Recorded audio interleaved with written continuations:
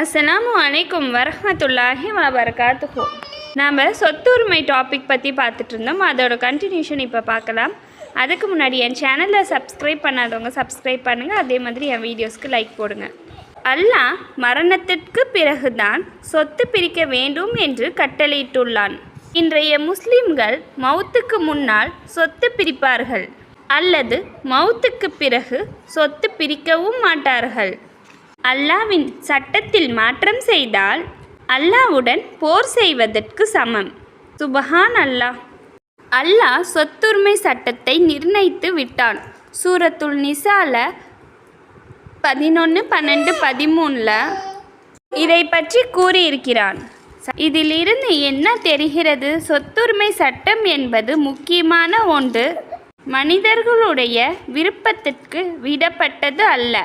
அல்லாஹ் இந்த வசனத்தில் நிசாவுடைய கடைசி வசனமாக இருக்கட்டும் அல்லது 11, 12, 13 வசனமாக இருக்கட்டும், இந்த வசனத்தை அல்லாஹ் முடிக்கும்போது இது அல்லாஹ்விடமிருந்து வந்த கட்டளையாகும், கட்டாயமான சட்டமும் ஆகும். உதாரணத்திற்கு, யாராவது ரொம்ப அவசரமாக இருந்தால் சுபு 2 ரக்காயத்தை 1 ரக்காயத்தாக தொழுகலாமா? மஹ்ரிப் 3 ரக்காயத்து என்றால் 3 ரக்காயத்து தான் தொழுக முடியும். இதிலிருந்து எதையும் குறிக்க முடியாது.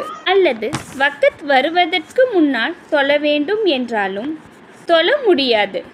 ஃபஜ்ர் காலையில் தான் தொழுக வேண்டும், நைட் தொழுக முடியுமா?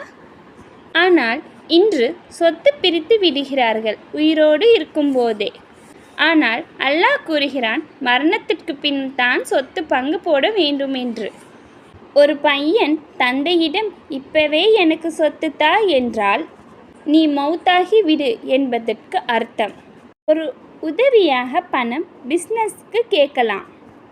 அல்லாஹ்விடத்தில் வந்த கடமையாகப்பட்ட சட்டங்கள். வாப்பாவுடைய பிஸ்னஸ் எல்லாம் ஒரு மகன் கவனித்து கொண்டிருப்பார். ஏதாவது ஒரு பங்கு கொடுத்தால் குறைந்துவிடும் என்று கூட கொடுக்க மாட்டார்கள்.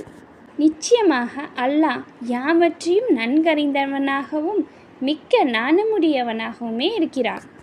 12வது வசனத்தில் கூறுகிறான், உங்களுக்கு தெரியாதது அவனுக்கு தெரியும். அல்லாஹ் நன்கறிந்தவனாக மிக்க சகிப்புத்தன்மையுடையவனாகவும் இருக்கிறான். இன்னும் அல்லாஹ் கூறுகிறான் 11வது வசனத்திலே, உங்கள் தந்தை யாரோ இன்னும் உங்கள் குழந்தைகளோ யார் உங்களுக்கு நன்மை அளிப்பதில் மிக நெருக்கமாக இருப்பார்கள் என்று நீங்கள்